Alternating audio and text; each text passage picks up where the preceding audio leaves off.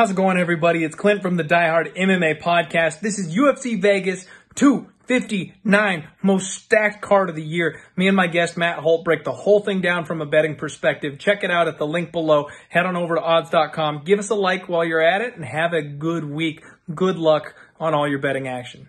Thiago Santos returning to the cage, taking on the streaking new hotness, Aleksandar Rakic, in a theme for UFC 259. What are you doing on this one? Look, Rakic is huge. 6'5", 5-1 in the UFC with wins over Anthony Smith, Jimmy Manua, Devin Clark, and only lost a split decision loss to former title challenger Volkan Oezdemir. And when I was looking at this fight, my original thought was Santos at 37, he's going to go for it early and then probably fade and get knocked out quickly. But at 1.5 rounds, I started to look at the total in this one. And Racic's ability, Rakic actually isn't that one strike guy that maybe we all thought he, or at least I thought he was originally. I went back and watched a couple of fights, and Jimmy Manua gets knocked out by everybody. Devin Clark put himself in a position to get knocked out. But when we look at his other UFC fights, Anthony Smith win decision, Justin Ledet decision, Francimar Barrasso decision. Like the way that he fought in most of his fights, if you'll let it, settle into a striking rhythm, he's going to settle into a striking rhythm too. And for that reason, Santos hasn't exactly been uber aggressive lately. He's a guy who's been a counter striker at 37 years old. I took over 1.5 rounds minus 150. If I was forced to play the side, though, I think I would lay $1.70 with Rakic. I think at 37 years old, Santos' days as an elite light heavyweight are done. He's just too small, and at 37, he doesn't have the bang he used to. He doesn't have the footwork or the speed he used to. I mean, Glover Teixeira looked fast in that fight. How is that possible? I just think Santos' time is past. I love Thiago Santos. Like anybody who loves MMA loves Thiago Santos. His time is probably past. All right, so it took us almost all the way through the card for us to finally disagree on a spot here, Matt, but it happened. I took the dog here. I put a 1-unit shot on Thiago Santos. I'm going for it. I honestly feel like he's being a little bit disrespected. Aleksandar Rakic is a guy that I don't like what I see from him, and I don't feel like he's been tested well enough in this type of a spot. So let me break down what I mean here. First off, Thiago Santos, he was this guy that cut himself down to 185 for years. And he finally wisened up and realized he's just too big. He's just too big for 185. Moves up to 205 and looks excellent. I think especially with these bigger men, we see light heavyweights and heavyweights, they have longer careers. They're able to survive longer because their bodies are able to handle, the MMA game, and they can hang on to that power later in their fight. So that's something that I think is I have an okay thing with older fighters at the heavier divisions. I know I avoid fighters who are 40 and older if they're in any division, but he's not quite there yet. We're getting close, but he's not there yet. He's coming off that knee surgery. The Thiago Santos that fought John Jones looked incredible. I mean, we could argue back and forth all day that he potentially deserved to have a belt wrapped around his waist that night when he didn't have knees. Like, he got both of his knees blown out in that fight, and he still came for John Jones and almost got the dang thing done. I think this was a ring rust situation, Matt. The fight with Glover Teixeira was a spot where he hadn't been in the cage in over a year, and he was coming off of knee surgeries. He wasn't sure how he was going to hold up. To me, it looked like he wanted to get out of there with a quick paycheck. He was loading up on shots early. He didn't even try to stop the takedowns. And as we know, Glover Teixeira is one of the craziest freak athletes. That guy can take anything you hit him with. It could be a baseball bat, and he will walk through it and wrap his arms around your waist and drag you to the floor. That's just what old man Glover does. And I got to tell you, I hope he gets his title shot. I want to see a belt wrapped around Glover Teixeira's waist in my lifetime. That would be just a glorious moment for me.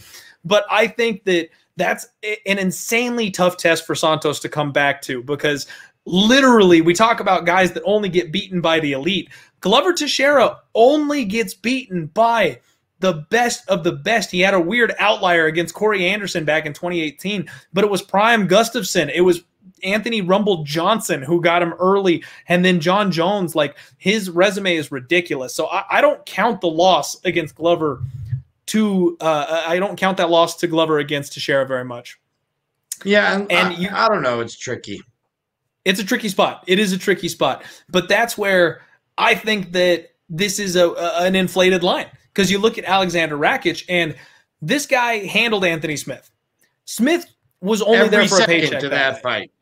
Every second of that fight, yes, but it was obvious that Smith was cashing a paycheck that night. He didn't do anything. He laid underneath Rakic. He gave no effort.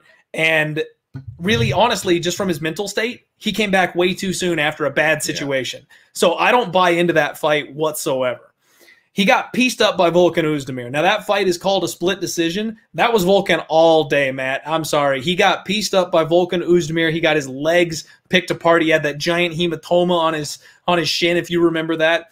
And then before that, like you mentioned with the power, he knocks out Jimmy Manuwa, a guy who has no chin and shouldn't be fighting professionally anymore.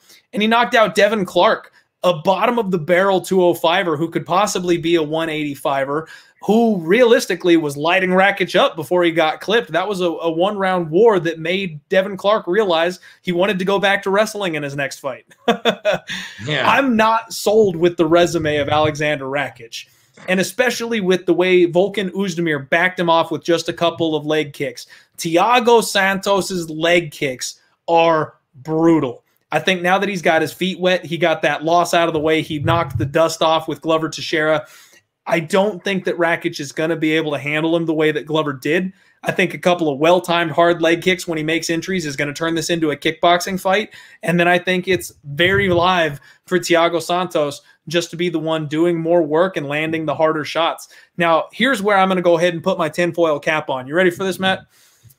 Aleksandar Rakic has never been knocked out.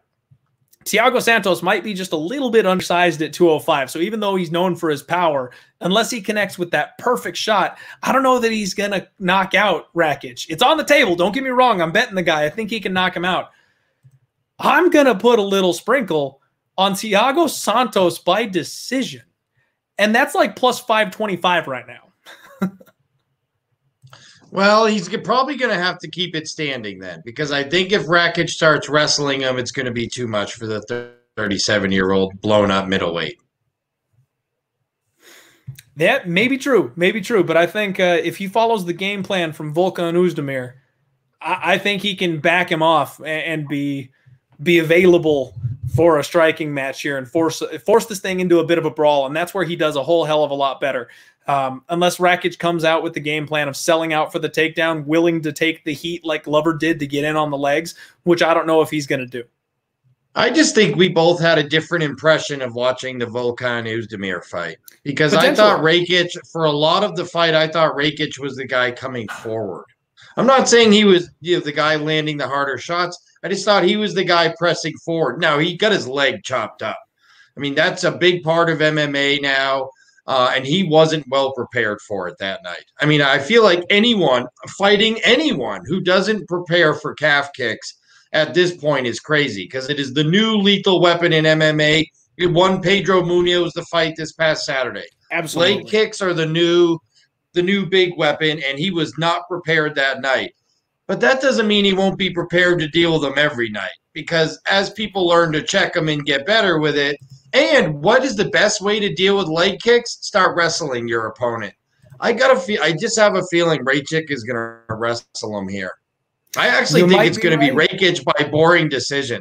I think he's going to do a whole lot of holding down the 37-year-old, and he's going to end up winning a fairly uneventful 3-round decision.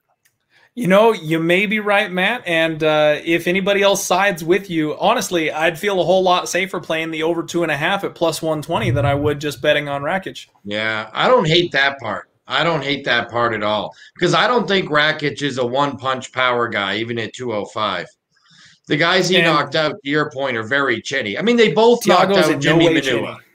Yeah, they both knocked out Manua. The wind knocks out Jimmy Manua, so no problem there. I think he's actually going to wrestle him here. I'll be interested to see this one. But I actually think the money's going to show up on Santos because everyone remembers the Jones fight, and he had a big string of KOs leading up to that. I think the money's going to show on Santos here, and you'll be able to get Rakic really cheap. That's why I think he's going to have to be a play for me. Okay.